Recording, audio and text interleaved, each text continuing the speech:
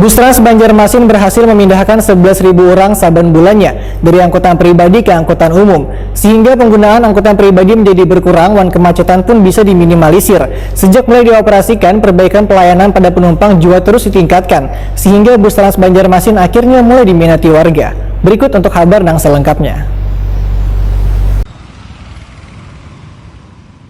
Bus Trans Banjarmasin berhasil memindahkan 11.000 orang saban bulannya dari angkutan pribadi ke angkutan umum. Karena sejak dioperasionalkannya pada awal tahun 2020 lalu, secara perlahan mulai diminati warga sehingga pengguna angkutan pribadi menjadi berkurang.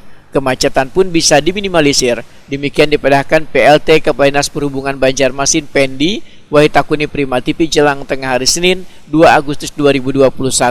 Menurut Pendi, sejak mulai dioperasikan, perbaikan pelayanan pada penumpang terus ditingkatkan, sehingga Bus Trans Banjarmasin akhirnya mulai diminati warga. Jangkauan layanan penumpang pun ujar Pendi akan diperluas sehingga bisa mencakup sebaratan wilayah di Kota Seribu Sungai ini, yaitu dengan menambah koridor.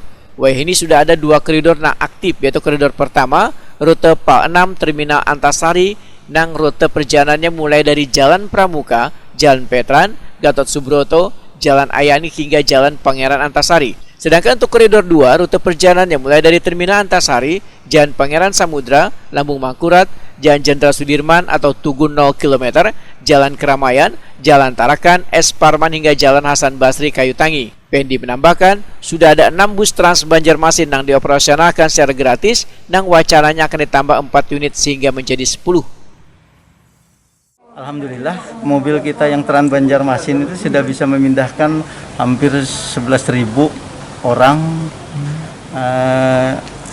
per bulan. Per bulan. Sudah hampir 11.000 orang per bulan.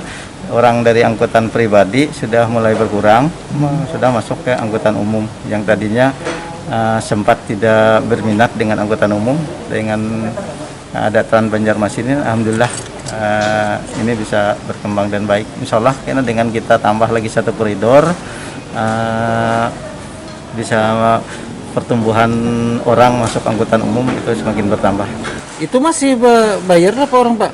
Gratis. Jadi karena semangatnya bukan untuk memungut pendapatan, tapi yang semangatnya Trans Banjarmasin itu kan untuk memindahkan orang dari angkutan pribadi ke angkutan umum untuk mengurangi kemacetan lalu lintas dan kepadatan arus lalu lintas dengan angkutan umum yang baik untuk keselamatan. Pendi menegaskan, dioperasionalkannya bus Trans Banjarmasin ini semangatnya kada untuk mencari pendapatan, tetapi untuk memindahkan warga yang menggunakan angkutan pribadi ke angkutan umum agar kemacetan dan kepadatan arus lalu lintas bisa teratasi.